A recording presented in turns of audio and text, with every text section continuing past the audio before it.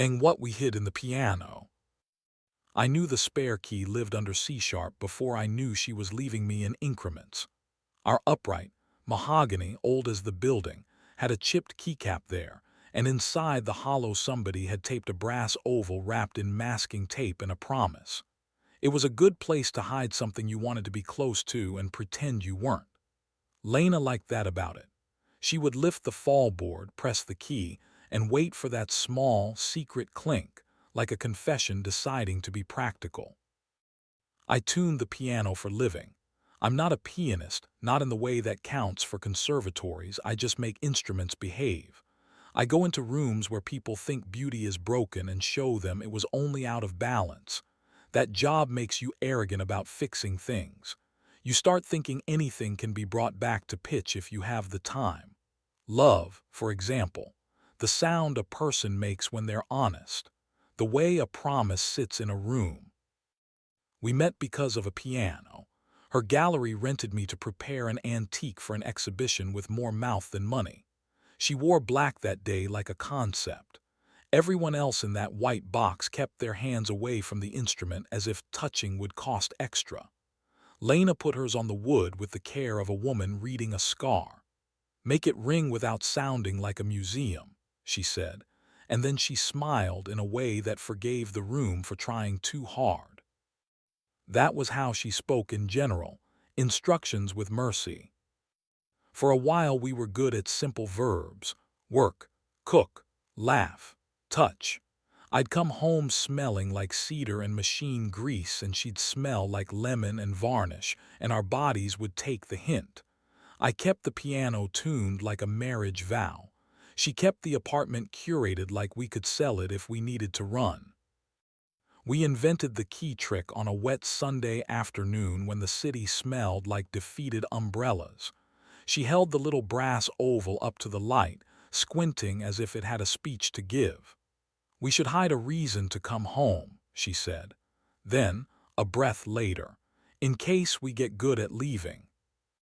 I took the fallboard off with the reverence of a surgeon and taped the key to the underside of C-sharp, like a talisman tucked under a tongue. Every time we slid it free, the adhesive made that soft tearing sound I still hear in my sleep. Every time we placed it back, we promised ourselves we'd remember where. We were practicing amnesia like professionals. The first slip came with a photo. Not digital, but a Polaroid, thick and silly, that Lena brought home from a shoot her friend Noor did in the gallery. Noor had made a series about bodies moving through furniture, which sounded pretentious until you saw it and felt suddenly forgiven for the way you sit. In the Polaroid, Lena stood by the piano in a dress I had bought because it made my hands want to do unwise things. Her head was thrown back like the right answer after a wrong question. On the white border at the bottom someone, Noor maybe, had written in quick slanted pencil, "Use the spare." I laughed when I saw it. Then I didn't. The pencil lingered on the S like a person who enjoyed the drag. It was a hand I didn't know. Lena took the picture from me and pinned it to the cork board in the hallway with the kind of casual certainty that tells you not to ask who brought the thumbtacks. "Inside joke," I said. "Kind of," she said, kissing my cheek. "We hid something for the shoot, props, models, whatever." "You hid it in my house," I said, going for playful, landing on pleading. "In our house," she said quickly, and the correction did what corrections do. It convinced me for 5 seconds. Noor had been our friend first. Then she became our friend who noticed details and brought them back polished. She came to our place with wine you could taste the story in and left with a sweater of Lena, as if the night required souvenirs. She loved the piano almost too loudly. "This thing is the sex of objects," she said once, lying along the bench as if it were a chaise. "It knows exactly how to be touched and is offended by almost everyone." I should have known then. Or maybe I did know and chose the later humiliation because that's a kind of faith. The second slip was a password. I needed to print an invoice and Lena's old laptop was closer. A password prompt appeared with polite malice. I tried our usual suspects: pet names, dates we pretended to forget, the address of the locksmith who had rescued us twice. None worked. In the corner, a hint flickered: where we listen. I typed the word piano and felt cheap. Wrong. Then I typed C# because masochism likes specificity, and the screen blinked its blessed acceptance. I stared at the desktop as if it had crossed a line. A folder sat there named Proofs, another called Not Yet. I didn't open any. I closed the laptop the way I close lids on cases in other people's apartments, with respect I might not deserve. When I told her about it, because I still believed in the preventative power of telling, she tilted her head like a cat hearing a secret door. "It's a good hint," she said. "Memorable." "Memorable for who?" I asked. "For us," she said, eyes soft like pleas. The third slip wasn't a slip at all.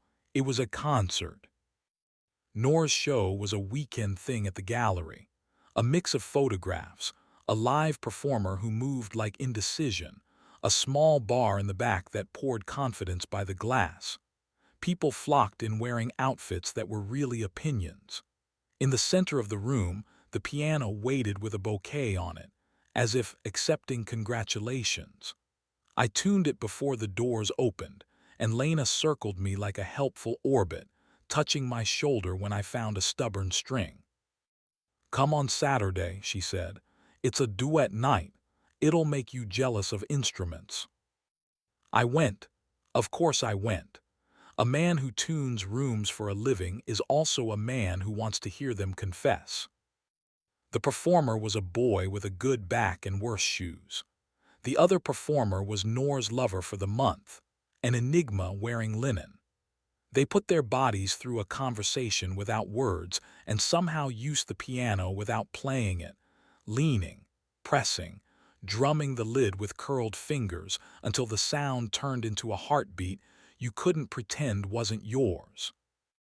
When it ended, the room broke into that kind of hand applause people do when they want credit for understanding. I slipped behind the bar to steal water and saw Noor hand Lena a Polaroid fresh from the camera, the developing gray like fog deciding to be a road. Noor held it between two fingers with a kind of proprietary softness that made my mouth go cold. Lena laughed and tried to take it. Noor kept it, grinning like a thief with consent. She wrote on the border. I did not need to see the words to hear them. I looked for the key then, in the ridiculous way of a man hopping for a totem. I pictured the tape under C#. I pictured the adhesive losing its stickiness from too many small betrayals. I pictured myself pressing the key and finding nothing but the childish sound of plastic on wood. "Don't look for it," Noor said beside me, not unkindly. "It's there. Keys don't stop being themselves because we ask too much of them." "You wrote on the photo," I said. "I did," she said.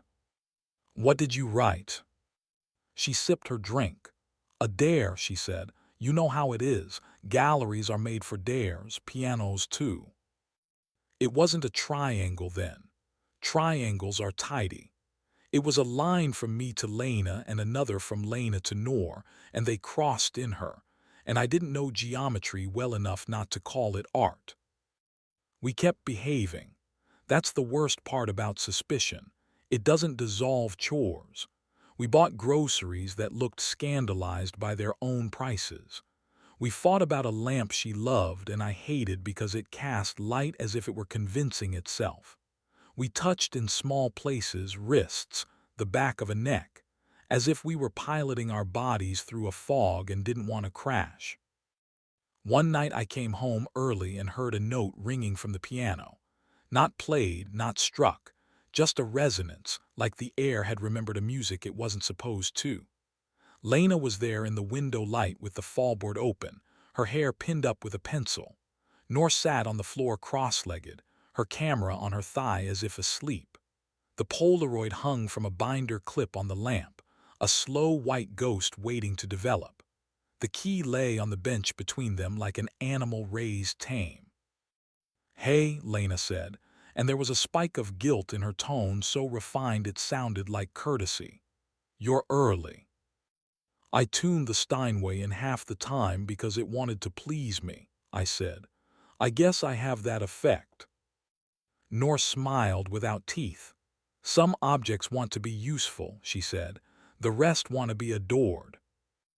I put the key back under C-sharp, pressing the tape hard as if I could make it stick forever. Lena watched my thumb, nor photographed the motion with a little whir that made my skin consider leaving. "We should change the hiding place," I said. "It's not a secret if it's in everyone's poem."